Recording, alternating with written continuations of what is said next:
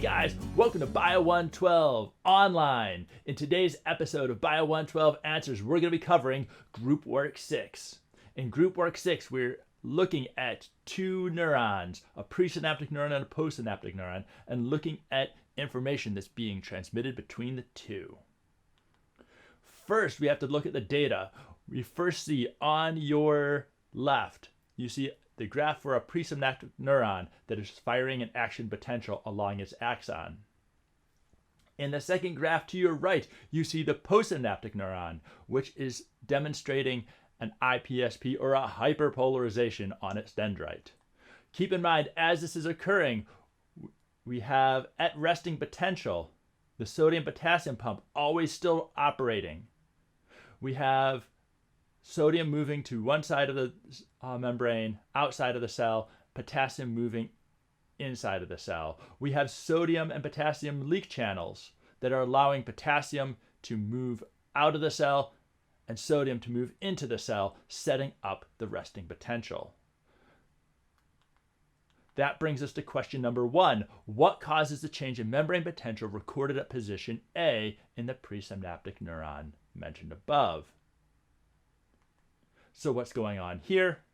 This has to be during the rising limb.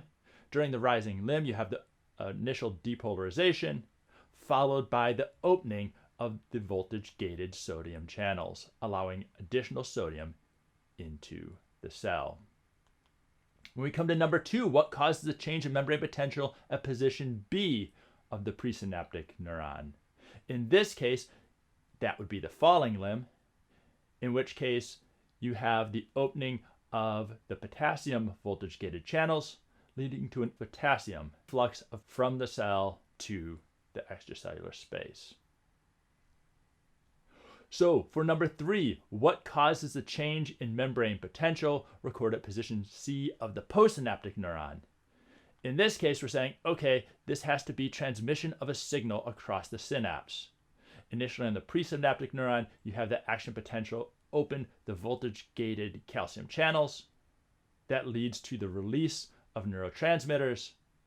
Those neurotransmitters then move across the synapse to bind with the receptors. As they bind with their receptors, they allow the influx of chloride ions, leading to a hyperpolarization of the dendrite.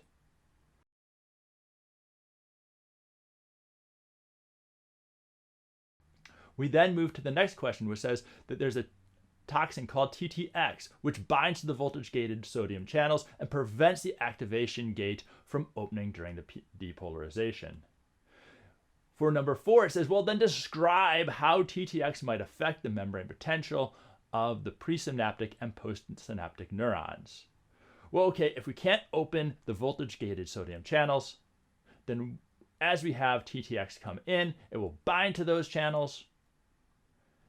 And therefore, if we have that initial depolarization, then those channels still won't open, and therefore we'll never have the rising limb. If we never have the rising limb, we never have the falling limb, we never have movement of neurotransmitters across the synapse, and then finally, for the postsynaptic cell, we would see no hyperpolarization.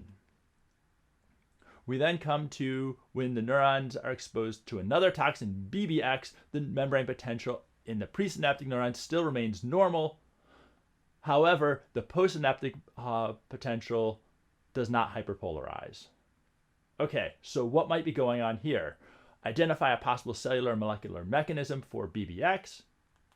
In that case, as BBX comes in, it's most likely binding to those receptors. In which case, on the presynaptic neuron, you still have the action potential, still have calcium, still have movement of neurotransmitters across the synapse. However, because those receptors are bound, you would see no hyperpolarization. Okay, guys, I hope that helps, and you can check your answers against the ones we just gave. But until next time, stay safe, stay healthy, and I'll see you later.